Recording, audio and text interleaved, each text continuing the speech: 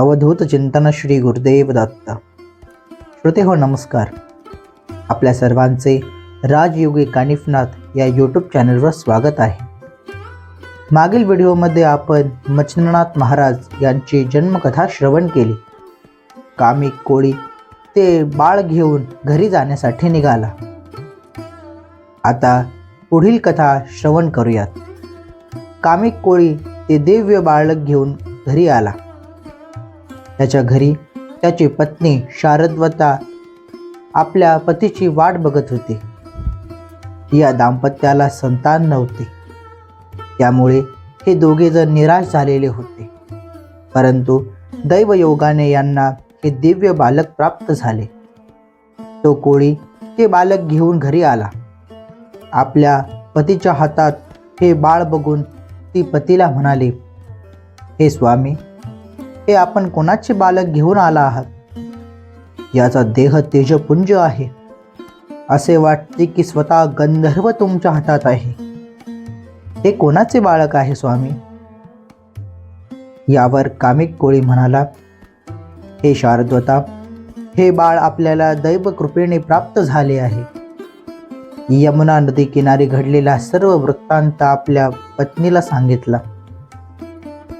हे वृत्तांत ऐकून शारद्वता आनंदित झाली. तिने आनंदाने ते बाळ आपल्या कडेवर घेतले. बाळाचा स्पर्श वक्षस्थळी होताच शारद्वते मातेला पान्हा फुटला. यावरून हे दिव्य बालक आहे याची खात्री दोघांना पटली. 12 दिवसांनी या बाळाचे मोठ्या उत्साहात बारसे करण्यात आले. याचे नाव आकाशवाणी सांगितल्याप्रमाणे मच्छिंद्र असे ठेवले. अशा प्रकारे अनेक दिवस आनंदात लोटून गेले. बघता बघता मच्छिंद्रनाथ हे 5 वर्षाचे झाले. कामिक कोळी त्यांना आपल्यासोबत मासेमारी करण्यासाठी घेऊन जात. तो मासे पकडून नावेत बसलेल्या मच्छिंद्रनाथांकडे आणून देत. परंतु तडफडलेल्या माशांना बघून नाथांचे हृदय कासावीस झाले. आपण ज्या कुळात जन्म घेतला त्या कुळाची आपल्याकडून हानी होऊ नये अशा भावनेने नाथ पुन्हा ते मासे पाण्यात टाकू लागले. हा सर्व प्रकार कामिक कोळ्याने पाहिला. त्याच्या तळपायाची आग मस्तकात गेली. संतापून तो नाथाला म्हणाला, अरे मूर्खा, मी इतके कष्ट घेऊन मासे पकडतो आणि ते तू पुन्हा पाण्यात टाकतोस. अशा प्रकारे आपल्याला भीक मागून उदरनिर्वाह करावा लागेल.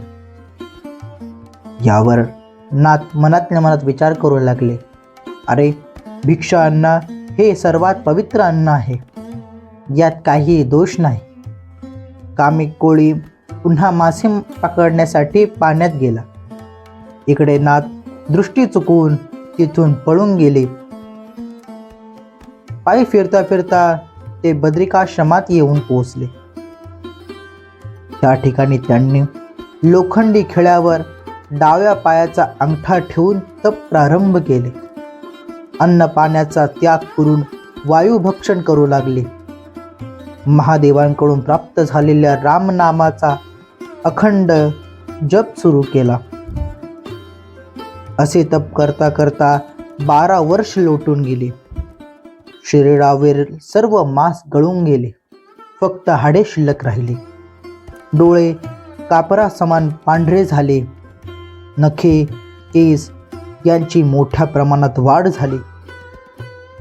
परंतु मुखातून रामनामाचा निरंतर जप चालू होता.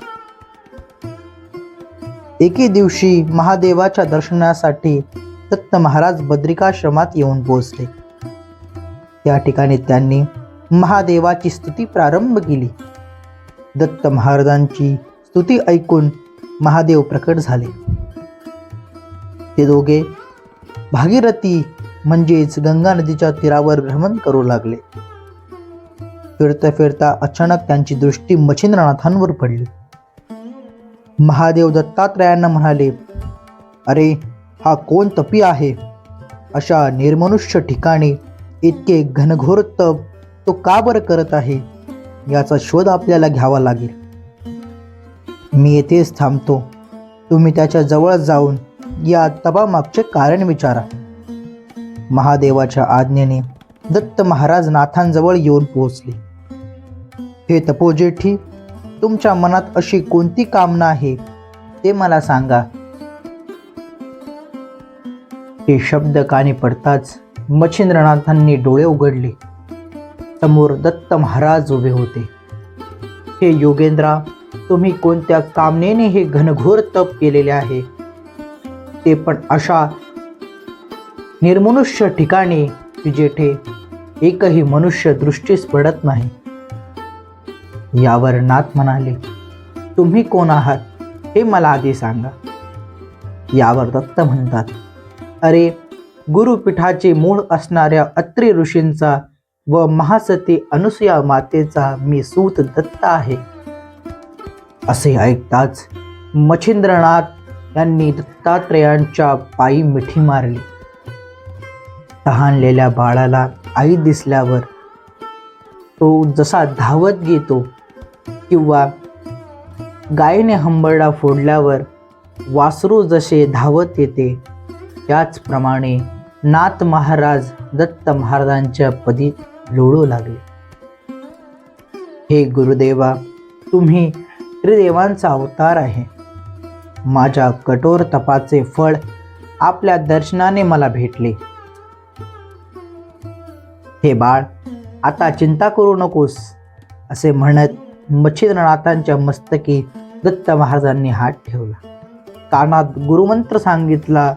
यामुळे अज्ञानाची काजळी मुळासकट नाहीशी झाली. दत्त महाराज नाथांना घेऊन महादेवापाशी आले. नाथांनी महादेवाच्या चरणी वंदन केले.